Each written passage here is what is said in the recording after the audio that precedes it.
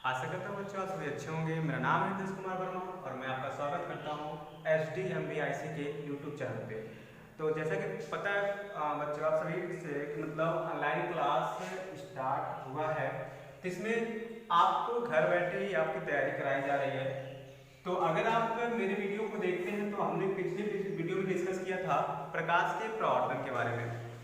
तो प्रकाश का प्रवर्तन क्या होता है, ठीक है, और ये कितने प्रकार के होते हैं, तो एक बार उसको हम रिवाइज करते हैं, उसके बाद हम लोग आगे चलते हैं। ठीक है, आज हम लोग डिस्कस करेंगे प्रकाश के प्रवर्तन के नियम का। जो प्रकाश का प्रवर्तन है,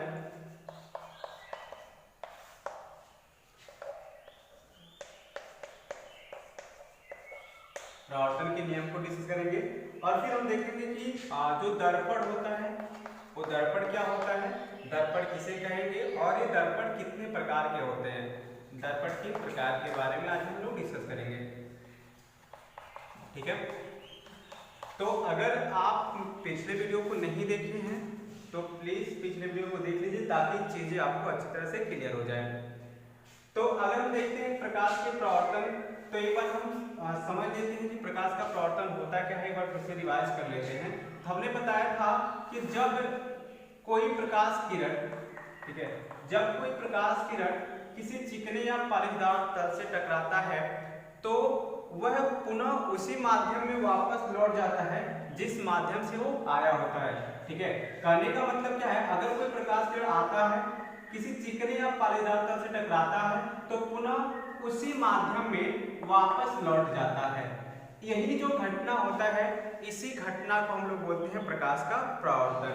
ठीक है, इसमें जो चीजें होती हैं क्या क्या होती हैं, तो जो प्रकाश किरण आता है ना उसे हम लोग बोलते हैं आपतित किरण। क्या बोलते हैं, उसे हम लोग बोलते हैं आपतित किरण। आपतित किरण। और जहां प्रकाश किरण टकराता है उसे हम लोग बोलते हैं आपतन बिंदु। क्या बोलते हैं, आपतन बिंदु।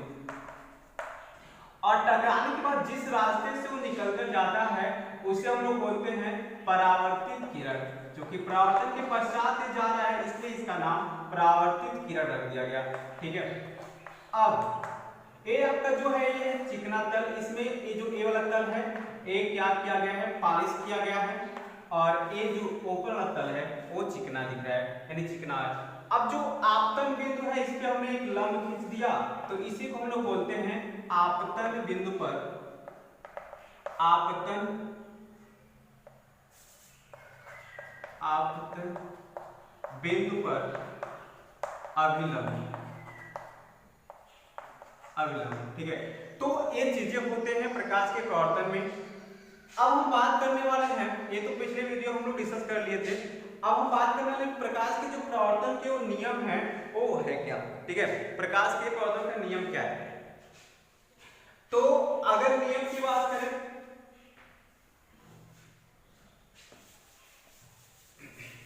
तो प्रकाश के प्रवर्तन के दो नियम हैं। ठीक है, प्रकाश के प्रवर्तन के दो नियम हैं। एक नियम ये है कि जो ये आपका इस कोण को हम बोलते हैं आपतन कोण, तो ये आपका जो आपतन कोण है और इस दूसरे कोण को बोलते हैं परावर्तन कोण, परावर्तन कोण। तो एक बार इसको हम देख लेते हैं आपतन कोण क्या होता है, परावर्तन कोण क्या होता है, तो समझ लेते हैं। तो ये जो आपका आपतित किरण है और ये जो अभिलंब है इनके बीच में जो कोण बना है, इन दोनों के साथ या इनके बीच में जो कोण बना है उसी कोण को हम लोग बोलते हैं आपतन कोण। ठीक है, अगर हम बात करें परावर्तन कोण का, तो ये जो परावर्तित किरण है और जो ये आपतन बिंदु के अभिलंब है तो इनके बीच बना जो कोण होता है उसे हम लोग बोलते हैं परावर्तन कोण। ठीक है, तो अगर इसके पहले नियम की बात करें तो ये आपतित किरण, परावर्तित किरण और ये आपतन बिंदु पे अभिलंब तीनों एक ही तल में होते हैं। ठीक है, एक ही तल में क्या होते हैं, स्थित होते हैं। तो पहला नियम क्या है, आपतित किरण,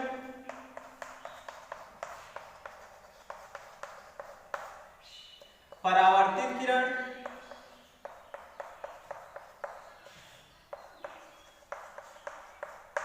तथा आपतन बिंदु पर अभिलंब।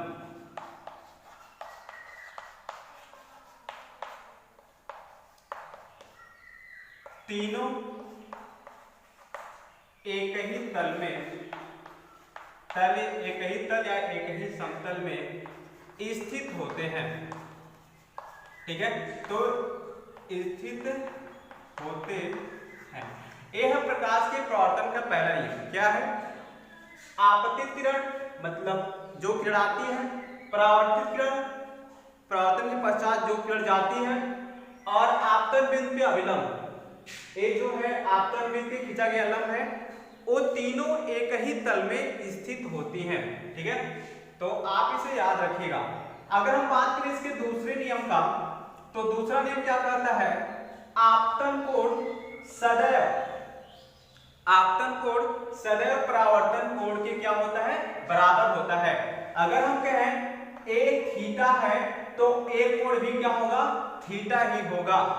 ठीक है, यानी आपतन कोण और परावर्तन कोण प्रत्येक कंडीशन में, प्रकाश के परावर्तन के हर एक कंडीशन में ये दोनों आपस में क्या होंगे? बराबर होंगे। तो दूसरा नियम यही है, आपतन कोण सदैव परावर्तन कोण के बराबर होता है। ठीक है, तो याद रखिएगा प्रकाश के प्रवर्तन के दो नियम होते हैं। तो ये चीजें क्वेश्चन में जो एग्जाम होता है उसमें क्या होते हैं, ये चीजें पूछे जाते हैं कि प्रकाश प्रवर्तन होता क्या है और प्रकाश के प्रवर्तन के नियम बताइए। तो याद रखिएगा कि प्रकाश के प्रवर्तन के जो दो नियम होते हैं, आप दोनों इसको याद रखेंगे। ठीक है, चलिए अब आगे लोग पढ़ते हैं प्रकाश के आधार पे जो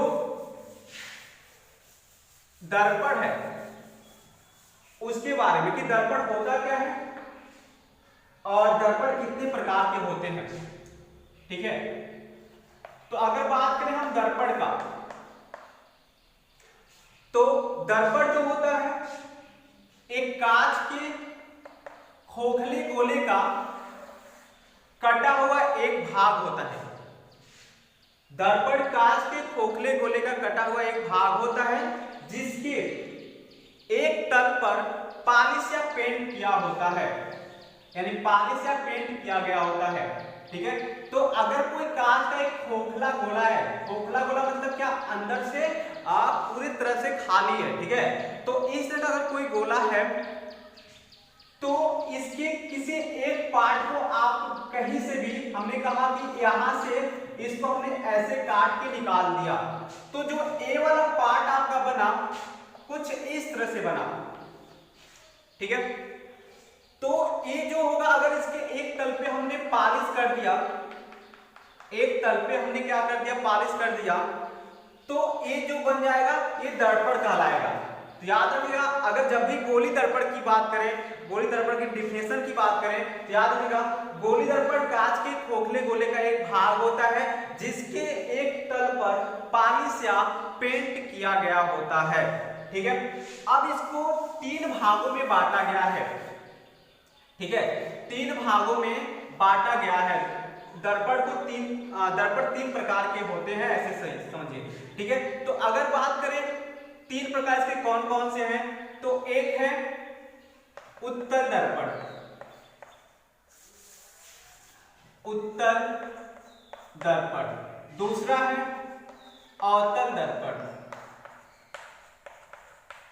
अवतल दर्पण, और तीसरा आपका है समतल दर्पण। हालांकि हमको उत्तल दर्पण और अवतल दर्पण के बारे में इस पूरे चैप्टर में पढ़ना है।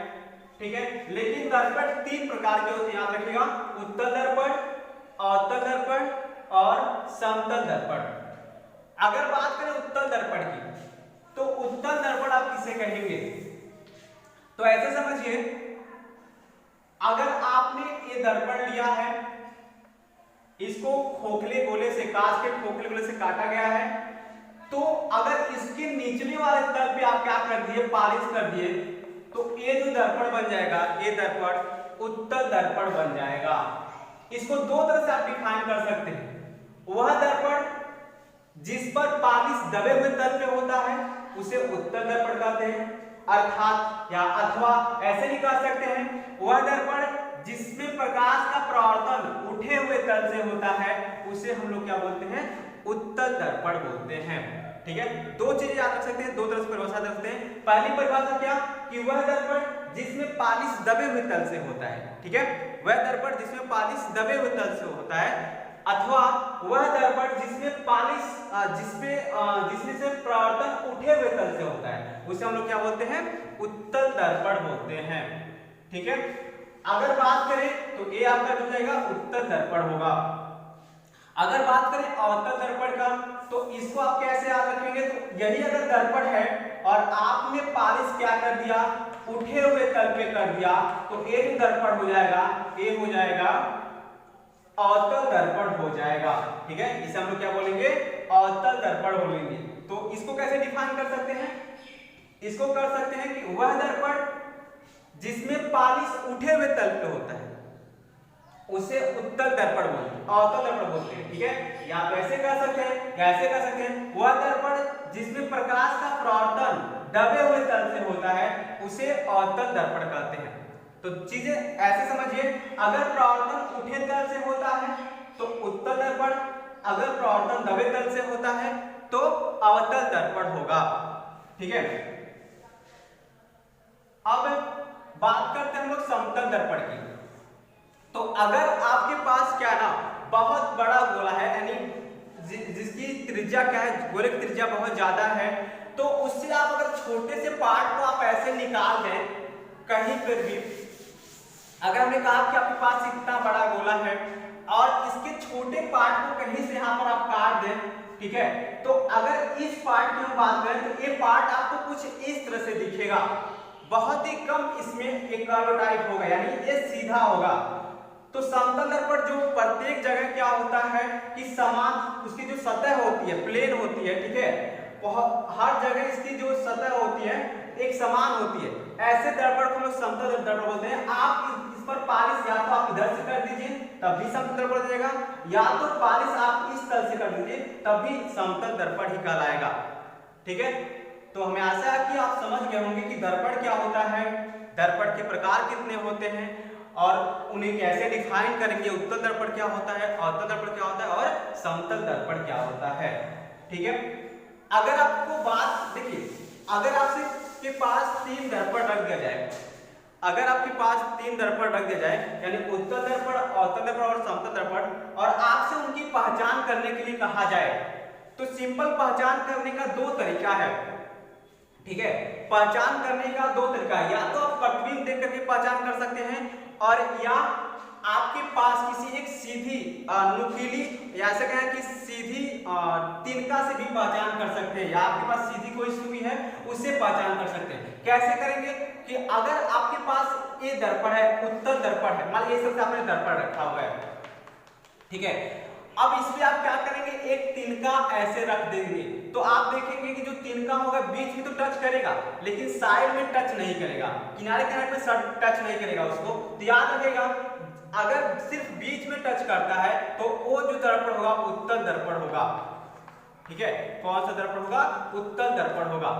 अगर यही बात, अगर मान लीजिए आपके पास दर्पण ये है, इस तरह से दर्पण है आपका, पालिश उठे हुए तल पे हो रहा है, तो आप इस पे रखेंगे तो इसमें साइड में तो स्पर्श करेगा लेकिन बीच में स्पर्श नहीं करेगा, तो आप इससे समझ जाएंगे कि ये जो दर्पण है ये अवतल दर्पण है। और अगर बात करें समतल दर्पण का, तो समतल दर्पण की अगर बात करें तो समतल दर्पण में होता क्या है कि हर जगह इसका तल क्या होता है, समान होता है, तो उस तीन को अगर आप इस पे रखेंगे तो ये प्रत्येक जगह क्या करेगा, स्पर्श करेगा। तो इससे आप आसानी से पता कर सकते हैं कि जो दर्पण है वो कौन सा है। ठीक है, दूसरी तरीका क्या है इसको पहचानने का, तो दूसरा तरीका ये है कि आप प्रतिबिंब देख करके इसको पहचान सकते हैं। तो जो उत्तल दर्पण होता है, ठीक है, उत्तल दर्पण याद रखिएगा, इससे जो प्रतिबिंब बनता है प्रत्येक कंडीशन में सीधा बनता है। कैसा बनता है, सीधा बनता है। ठीक है, सीधा और छोटा बनता है। ठीक है, याद रखिएगा अगर प्रतिबिंब सीधा बनता है तो वह दर्पण जो होगा वो कौन दर्पण होगा, उत्तल दर्पण होगा। अगर बात करें अवतल दर्पण की, ठीक है, अवतल दर्पण की, तो इसकी अगर हम बात करें तो इससे जो प्रतिबिंब हमेशा क्या बनता है, उल्टा बनता है। ठीक है, आगे आप पढ़ेंगे कि कैसे ये होते हैं चीजें। ठीक है, तो जब प्रतिबिंब क्या बने, उल्टा बने, तो आप समझिएगा कि यह जो दर्पण है वो अवतल दर्पण है। अगर बात करें समतल दर्पण की, तो इसमें प्रतिबिंब तो उल्टा बनेगा ही बनेगा, लेकिन इसके साथ प्रतिबिंब हमेशा वस्तु के बराबर ही बनता है। ठीक है, हमेशा वस्तु के बराबर ही बनेगा। तो अगर ऐसा कंडीशन आपको दिखता है तो समझ जाइएगा कि ये जो प्रतिबिंब होगा, ये जो दर्पण होगा वो होगा समतल दर्पण। तो इस तरह से दर्पणों की पहचान कर ले सकते हैं आप। तो बाकी चीजें हम लोग डिस्कस करेंगे अगले वीडियो में। ठीक है, तब तक के लिए आप इसको रिवाइज कीजिएगा। ठीक है, और बाकी जो दर्पण की चीजें हैं, दर्पण में क्या क्या चीजें होती हैं तो हम बता देंगे। वैसे तो इसमें वक्रता, त्रिज्या, फोकस, मुख्य अक्ष, तो बहुत सारी इसके सबके डेफिनेशन हम आपको बता देंगे। ठीक है, तो जल्द मिलेंगे अपने अगले वीडियो में, तब तक के लिए जय हिंद, जय भारत।